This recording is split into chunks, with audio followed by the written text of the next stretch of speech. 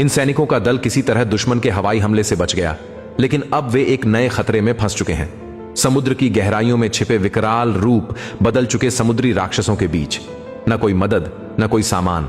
धुंध से ढकी इस रहस्यमयी समुद्री सीमा में अब असली जंग उनकी जिंदगी की है। समय एक दिन पहले का। एक यूरोपीय युद्धपोत ड्योन समुद्र की सतह पर आगे बढ़ रहा था।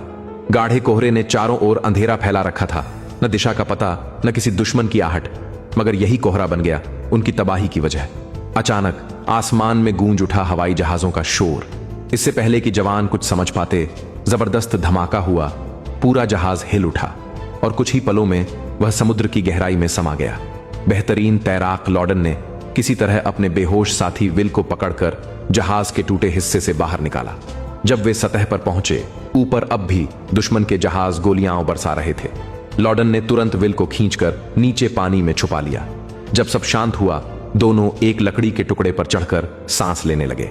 चारों ओर समुद्र में बिखरे थे उनके साथियों के शव। लॉर्डन के पास शोक मनाने का वक्त नहीं था। वह बेचैनी से विल को जगाने की कोशिश करता रहा, जब तक कि उसके मुंह से एक बड़ा झाग भरा सांस बाहर न निकला।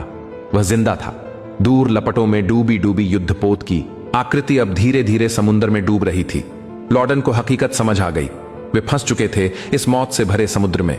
थोड़ी दूर एक गंजा सिपाही तेल के ड्रम पर बैठकर चारों ओर नजर रख रहा था। अचानक पानी में हल्की सी लहर उठी और अगले ही पल वह सिपाही गायब हो गया। लकड़ी पर बैठे विल ने सब देखा। उसके माथे पर ठंडे पसीने की बूंदें चमक उठी। क्या पानी के नीचे कुछ और भी छिपा है? पास ही मौजूद लॉर्डन को इसका जरा भी अंदाजा नहीं था।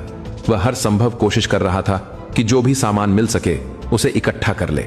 उधर विल बार बार समुद्र की सतह को देख रहा था, कहीं कोई हलचल तो नहीं। अचानक पानी के बीच से एक सिर बाहर निकला। वह उनका साथी छोटा मूंछ था, बुरी तरह घायल लेकिन जिंदा। लॉर्डन ने तुरंत उसे पकड़कर ऊपर खींच लिया। उसके सिर से अब भी खून बह रहा था। शायद जहाज टूटने के वक्त चोट लगी थी। लॉर्डन ने फिर चारों तरफ नजर दौड़ाई, मगर अब और कोई जीवित साथी नजर नहीं आया। तभी आगे से आई एक भयानक चीख ने सबका ध्यान खींच लिया। तीनों एक दूसरे को देखने लगे। आवाज किसी इंसान की लग रही थी। लॉर्डन ने दिशा पकड़ी और आवाज की ओर देखा। धुंध के बीच से किसी की पुकार सुनाई दी। घायल मूंछ ने तुरंत जवाब दिया ताकि उन्हें पहचान मिल सके। कुछ देर बाद एक बांस की बेड़ी तैरती हुई उनके पास आई। उस पर बैठे थे कुछ और सैनिक, सब लॉर्डन की ही टुकड़ी के सदस्य। लेकिन उनकी हालत और भी खराब थी। सिर्फ एक भारतीय सैनिक था जो सही सलामत दिख रहा था। बाकी तीनों हवाई हमले में जख्मी हो चुके थे। लॉर्डन का दिल बैठ गया। 200 से ज्यादा सैनिकों वाली जहाज से अब बस यही कुछ लोग बचे थे और मुश्किलें यहीं खत्म नहीं हुई। न दवा, न खाना और चारों ओर बस गाढ़ा कोहरा, जिसे देख लगता था मानो कभी नहीं हटेगा। भले ही बचाव दल निकल भी पड़ा हो, इस धुंध में उन्हें ढूंढ पाना लगभग नामुमकिन था। लॉर्डन ने बचे हुए सामान को गिनना शुरू किया। एक स्टेन, सब मशीन गन, 3 हैंड ग्रेनेड, एक आड़ू का डिब्बा और कुछ सिग्नल फ्लेयर। हर चेहरे पर बस निराशा झलक रही थी। खाने की कमी तो थी ही, मगर सबसे बड़ा संकट था पीने के पानी का। अगर जल्द कोई चमत्कार नहीं हुआ तो 3 दिन में ये सब समुद्र की लहरों में समा जाने वाले थे। और ऊपर से ये समुद्री कोहरा शायद अभी कई दिनों तक छंटने वाला नहीं था। अब वे लोग दिशा तक नहीं पहचान पा रहे थे, बस समुद्री लहरों के सहारे किस्मत के भरोसे बहते जा रहे थे। उसी वक्त उनके पीछे के पानी में हल्की सी हलचल हुई। सबको लगा शायद कोई मछली होगी और वे फिर अपने बच निकलने के तरीके पर चर्चा करने लगे। किसी ने कहा, अगर हमें कोई स्पीड बोट मिल जाए तो। इतना सुनते ही विल ने सामने इशारा किया। वो देखो, वहां एक राहत नाव है। वाकई थोड़ी दूरी पर एक लाइफ बोट तैर रही थी, जिस पर एक इलेक्ट्रिक मोटर लगी थी।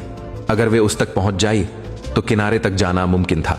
सभी के चेहरों पर उम्मीद की चमक लौट आई। लेकिन अगले ही पल पानी से उछली एक भयंकर लहर और उसी के साथ एक सैनिक की चीख गूंज उठी। एक खूनी जबड़ा लकड़ी के किनारे को जकड़े हुए था। वो किसी को नीचे खींच रहा था। सबने मिलकर उसे पकड़ने की कोशिश की, मगर किसी की ताकत उस राक्षस के आगे कुछ भी नहीं थी। कुछ ही पलों में सैनिक को समुद्र ने निगल लिया। तभी उन्होंने देखा, वो कोई साधारण जीव नहीं था, बल्कि एक विशालकाय सफेद शार्क थी। समुद्र कुछ देर बाद शांत हो गया और तभी वह घायल सैनिक फिर से ऊपर तैरता दिखा। सबके चेहरों पर राहत की मुस्कान आई, पर जब उन्होंने पास जाकर देखा, उसका नीचे का आधा शरीर गायब था। पूरा माहौल अचानक सन्नाटे में डूब गया। लॉर्डन, जो बचपन से समुद्र के किनारे पला था, एक नजर में पहचान गया। वो थी एक मादा ग्रेट व्हाइट शार्क, जो दो चीजों से सबसे ज्यादा आकर्षित होती है, खून और हरकत से। लॉर्डन ने सबको चेताया, हिलना मत और चुप रहो। अगर हम शांत रहे तो वो खुद ही चली जाएगी। उसके चेहरे पर दर्द की लकीरें उभर आईं, क्योंकि उसके भाई की मौत भी यही शार्क ले गई थी। सूरज अब सिर पर तप रहा था। गर्म हवा और चमकती लहरों ने सबको थका दिया था। थोड़ी देर में सब नींद में जाने लगे, मगर छोटे मूंछ का सिर पर पुराना घाव फिर से खुल गया था। खून लकड़ी पर बहकर धीरे धीरे समुद्र में घुलने लगा। खून की गंध ने शार्क को फिर से खींच लाया। उसने अपनी पूंछ हिलाई और पास में पड़े घायल साथी को भी समुद्र में गिरा दिया। वो जवान घबरा गया, पूरा दम लगाकर बेड़े की ओर तैरने लगा, मगर तब तक बहुत देर हो चुकी थी। शार्क ने उसे जबड़े में जकड़ लिया। लॉर्डन ने साथी को मजबूती से पकड़ रखा था। वहीं विल घबराहट में हाथापाई करते हुए सुरक्षा लॉक खोलने लगा।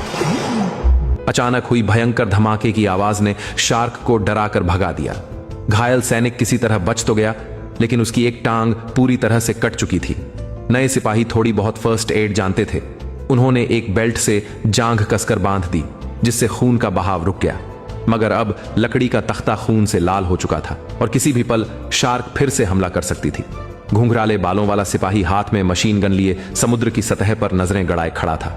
खुशकिस्मती से सबने मिलकर समुद्र के पानी से तख्ते को धो डाला और किसी तरह उस खौफनाक पल को पार कर लिया। लेकिन लॉर्डन समझ चुका था, अगर वे ऐसे ही टिके रहे तो सबकी मौत तय है। उसने एक जोखिम भरा फैसला लिया। वो खुद जाकर उस राहत नाव लाइफ बोट को लाएगा। बीच में कुछ तेल के ड्रम तैर रहे थे। लॉर्डन ने रस्सी का एक सिरा अपनी कमर से बांधा और साथियों की उम्मीदों के बीच एक गहरी सांस लेकर समुद्र में छलांग लगा दी। वो सीधे पहले ड्रम पर आकर गिरा, फिर एक और छलांग, इस बार दूसरे ड्रम पर। उसका हिसाब साफ था, जब तक शरीर पानी से पूरा बाहर रहे शार्क हमला नहीं करेगी। सैनिकों के चेहरों पर अब उम्मीद की मुस्कान लौट आई। बस एक छलांग और वे बच जाएंगे। लेकिन आखिरी ड्रम थोड़ा ज्यादा दूर था। लॉर्डन ने पूरी ताकत लगाई और जैसे तैसे उस पर चढ़ गया। तभी नीचे से रस्सी झटकी। शार्क ने उसे काट लिया था। लॉर्डन का संतुलन बिगड़ा। वह लगभग समुद्र में गिर ही गया था। घुंघराले बालों वाला सैनिक तुरंत गन उठाकर लंबी बर्स्ट फायरिंग करने लगा। शार्क को पीछे हटना पड़ा। लॉर्डन ने एक लंबी सांस ली, खुद को संभाला और लाइफ बोट पर कूद गया। उसने जल्दी से रस्सी बांधी और दूसरी तरफ से सैनिकों ने खींचना शुरू किया। बचाव नौका अब तेजी से लकड़ी की बेड़ी की ओर बढ़ रही थी, लेकिन उसी समय वो घायल और गुस्साई शार्क पीछे से उनका पीछा करते हुए चली आई। लॉर्डन ने एक नजर मारी, फासला नापा और बिना झिझक के पानी में एक और हैंड ग्रेनेड फेंक दिया। भयंकर धमाके के साथ शार्क का शरीर झटका खाकर उछला। वो अब गंभीर रूप से घायल हो चुकी थी। वो घायल शार्क धीरे धीरे समुद्र की गहराइयों में समा गई। सैनिकों ने खुशी के नारे लगाए, क्योंकि आखिरकार वे राहत नाव को अपने पास खींच लाने में कामयाब हुए थे। मगर खुशी ज्यादा देर नहीं टिक सकी। जल्द ही उन्हें पता चला कि यह स्पीड बोट बिल्कुल स्टार्ट नहीं हो रही। तेल की नली में समस्या थी, जिसे ठीक करने के लिए टूल बॉक्स ढूंढना जरूरी था। वे अभी इस बात पर सोच ही रहे थे कि पानी में फिर से लहरें उठने लगीं। सबके दिल की धड़कनें थम गईं। वो शार्क फिर लौट आई थी। सभी ने सांस रोक ली। पानी पर हल्की सी भी हलचल नहीं थी। अचानक लकड़ी के तख्ते पर जोरदार झटका लगा। पूरा बेड़ा हिल उठा। लॉर्डन ने अंदाजा लगाया, वो हमारी नाव की मजबूती जांच रही है। अगर इसमें जरा भी कमजोरी हुई तो वो हमें सबको एक एक करके खा जाएगी। घुंघराले बालों वाला सैनिक हैंड ग्रेनेड उठाने ही वाला था कि लॉर्डन ने उसका हाथ पकड़ लिया। रुको, अब बस 2 ही ग्रेनेड बचे हैं, उन्हें आखिरी वक्त के लिए बचाकर रखो। सबके ऊपर अब खामोशी का साया छा गया। रात गहराती गई, समय बीतता गया और जब आधी रात ढलकर सुबह होने लगी तो वो शार्क आखिरकार थक कर दूर चली गई। थके हुए सैनिक अब पूरी तरह टूट चुके थे और सबकी आंखें नींद से बोझिल थीं। घुंघराले बालों वाला सिपाही अब भी हैंड ग्रेनेड पकड़े हुए था। नींद में करवट लेते हुए उसका हाथ गलती से पिन खींच बैठा। इतने में पास में लेटा वो टूटे पैर वाला घायल सैनिक सबसे पहले समझ गया क्या हुआ है। वो बिना सोचे समझे फौरन ग्रेनेड के ऊपर झपट पड़ा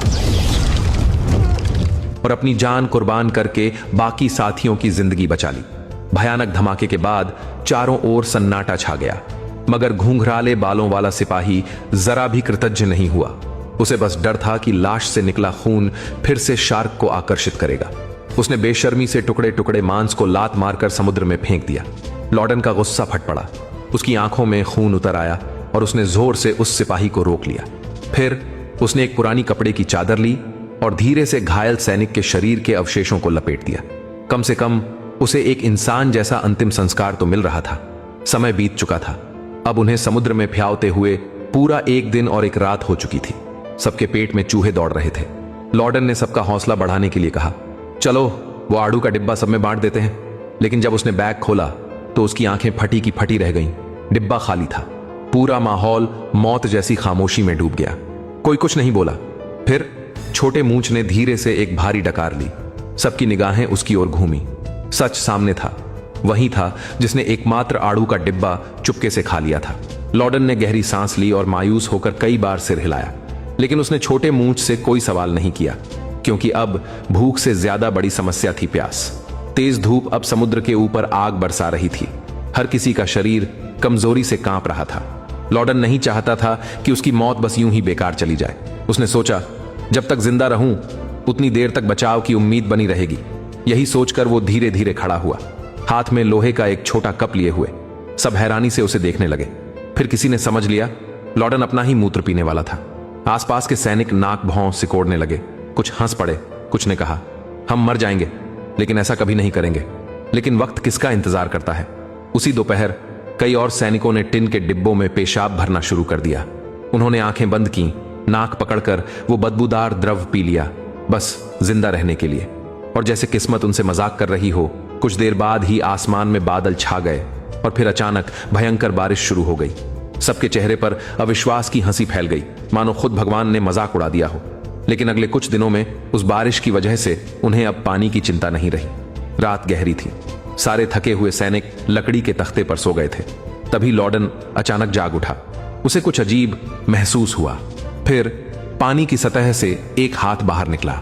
लॉर्डन की आंखें फैल गईं।